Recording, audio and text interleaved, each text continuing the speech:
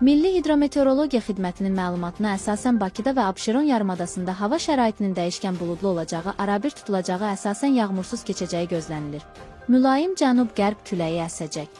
Havanın temperaturu gecə 1-3 dərəcə isti, gündüz 6-9 dərəcə isti olacaq. Atmosfer təzyiqi 750 mm civə sütununu təşkil edəcək. Nisbi rütubət gecə 80-85%, gündüz 60-65% olacaq.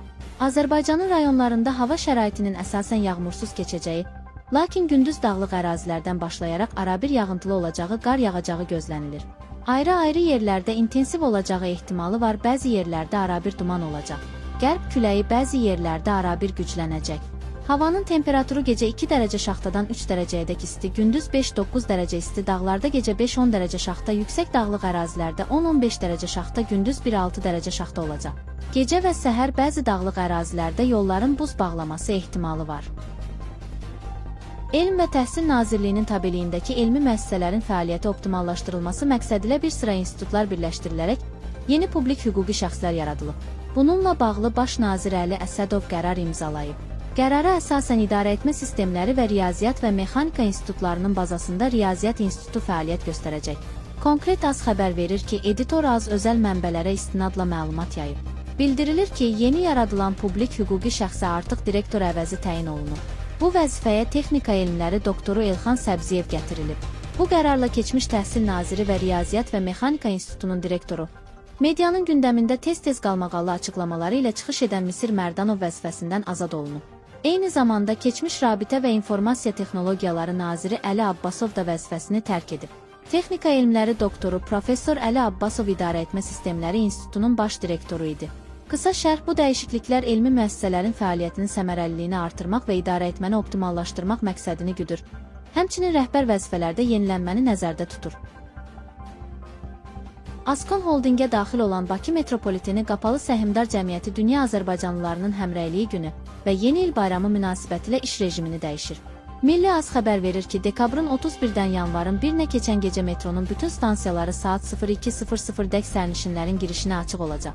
Paytaxtda keçirilən mədəni kütləvi tədbirlərlə əlaqədar metropoliten gücləndirilmiş iş rejimində fəaliyyət göstərəcək. Xüsusilə şəhər mərkəzində yerləşən İçərişəhər, Sahil və 28 may stansiyalarında nəzarət tədbirləri artırılacaq.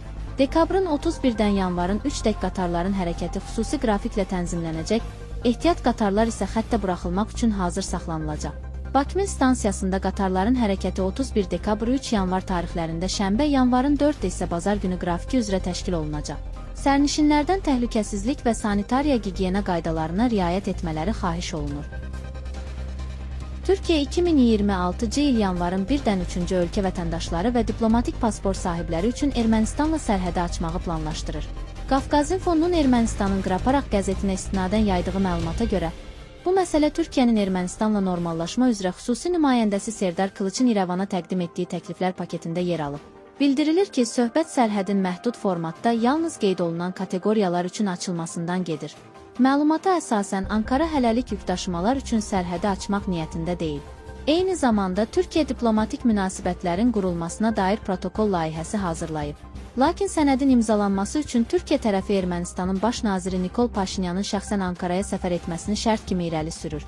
Qısa şərh, sərhədin mərhələli və məhdud formada açılması Türkiyə-Ermənistan münasibətlərində ehtiyatlı normallaşma siyasətinin davam etdiyini göstərir. İl boyu durğunluq yaşayan avtomobil bazarında növbəti ildən etibarən canlanma olacağı ilə bağlı proqnozlar səsləndirilir. Mütəxəssislərin fikrincə xüsusilə ikinci əl avtomobillərin qiymətləri yanvar ayından etibarən nəzərə çarpacaq dərəcədə artacaq. Bazara üst tutan alıcılar da artıq qiymətlərin yüksəlməyə başladığını bildirirlər.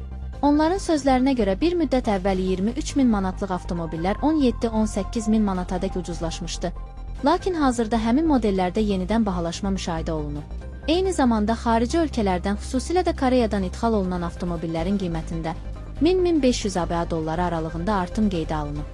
Qısa şərh, bazarda uzun sürən durğunluqdan sonra qiymətlərin yenidən yüksəlməsi tələbin artacağına dair gözləntiləri gücləndirir və yaxın aylarda avtomobil almaq istəyənlər üçün seçimləri daha da çətinləşdirə bilər. Prezident İlham Əliyev dövlət idarəetməsində əsas prinsipi xalqa xidmət kimi müəyyən edib. Dövlət başçısı dəfələrlə bəyan edib ki, prezident və bütün məmurlar xalqın xidmətçisidir. Məhz buna görə biz bu vəzifədəyik. Xalq mənə etibar edib və mən təyin etdiyim bütün kadrlardan bunu tələb edirəm. Bu prinsipə əməl edən məmurlar dövlət tərəfindən qiymətləndirilir. Şəxsi maraqlarını önə çıxaranlar isə dərhal vəzifədən uzaqlaşdırılır və qanun qarşısında cavab verirlər. Azərbaycanda heç kim qanundan üstün deyil. Korrupsiyaya bulaşmış məmurlar isə ciddi şəkildə cəzalandırılır.